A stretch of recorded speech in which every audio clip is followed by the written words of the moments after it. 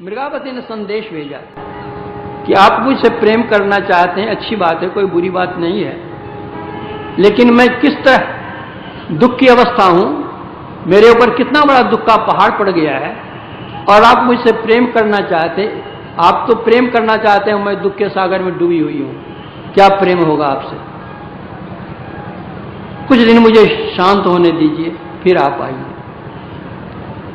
राजा वापस हो गया। बार बार पत्राचार होता रहा।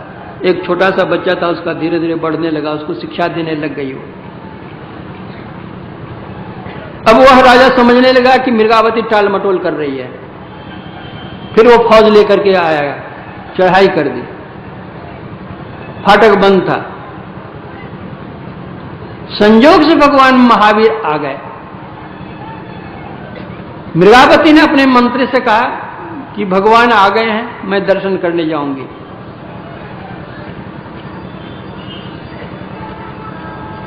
मंत्री ने कहा कि टिड्डी की तरफ फौज चारों तरफ से घिरे हैं आप, फाटक खोलिएगा, फौज भीतर घुस जाएगी।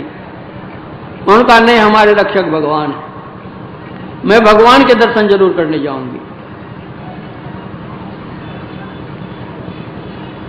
किला का फाटक खुलता है, मृगावती आती है, भगवान महावीर के पास प्रणाम करके बैठ जाती है।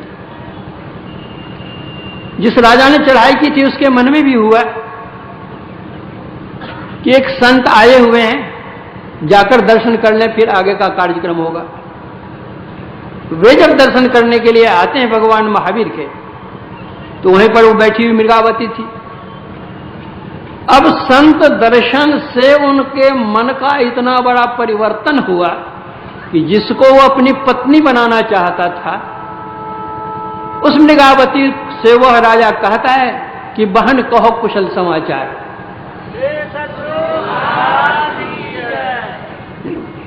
तो मृगावती का एक छोटा लड़का था, उसको आगे करते मृगावती कहती कि अपने भांजे को संभालो। वह राजा वापस चला जाता है, उसी छोटे लड़के को गद्दी दे जाता है।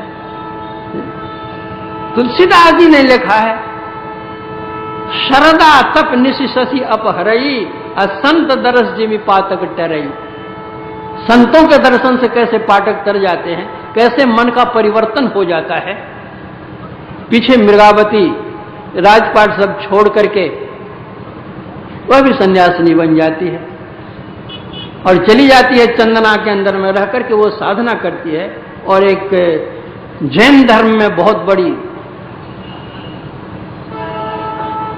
साध्वी बन जाती है, यक्षिणी बन जाती है। तो संतों के दर्शन से क्या होता है?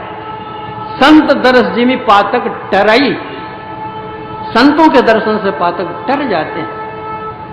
संतों के दर्शन से गोस्वामी जी कहते हैं, जेहि दरस परस समागमादिक पाप राशि नशाइये। जो संतों के दर्शन करते हैं, स्पर्शन करते हैं, समागम करते हैं, उनके पाप राशि समाप्त हो जाते हैं। यह संतों के सत्संग की महिमा। गोसाई तुलसीदास जी, सत्संगति महिमा नहीं गोई, जलचर थलचर नभचर नाना, जे जड़ चेतन जीव जहाना, मति कीरति गति भूति भलाई, जब जहि जतन जहां जहि पाई, सो जानब सत्संग प्रभाव, लोको वेद न आन उपाऊ। इसलिए संतों के संग की बहुत बड़ी महिमा। अगर सच्चे संत हमको नहीं मिल रहे हैं, तो जो संत हो गए हैं उनके वचनों का हम संग करें, यह भी सत्संग होगा। पहले संतों के वचनों का, सदग्रंथों का अवलोकन मनन का निध्यासन करें। फिर जिन ढूंढा तिन पाई, कहते हैं, कहावत है कि खोजने से खुदा मिलते हैं, फिर आदम क्यों नहीं मिलेंगे। खोजते खोजते संत भी मिल जाएंगे। जो संत मिल जाएंगे उनसे सदयुक्ति मिल जाएगी, और सदाचार समन्वित होकर के सत साधना करने हम लग जाएंगे, तो एक न एक दिन उस सत्य का भी साक्षात्कार हो जाएगा। यह जीव सत्य है और वह परमात्मा सत्य है। इस जीव और उस पीव का मिलन हो जाएगा, यह सर्वोत्कृष्ट सत्संग है, वह हो जाएगा। यह संतमत सत्संग बतलाता है। इन तीनों तरहों के संतों का संग कीजिए, सत्संग कीजिए। पहले संत वाणी का संग कीजिए, फिर संतों का संग कीजिए, फिर सत्स्वरूप सर्वेश्वर का साक्षात्कार कीजिए। इन तीनों सत्संग अगर हम करते रहेंगे तो हमारा यह लोक भी बनेगा, परलोक भी बनेगा। यह लोक भी हम सुखी रहेंगे, परलोक में भी सुखी रहेंगे। इतना कह करके अपने प्रवचन में मैं विराम देता हूं, फिर अपराह्न काल आप लोगों की सेवाओं पर से करूंगा।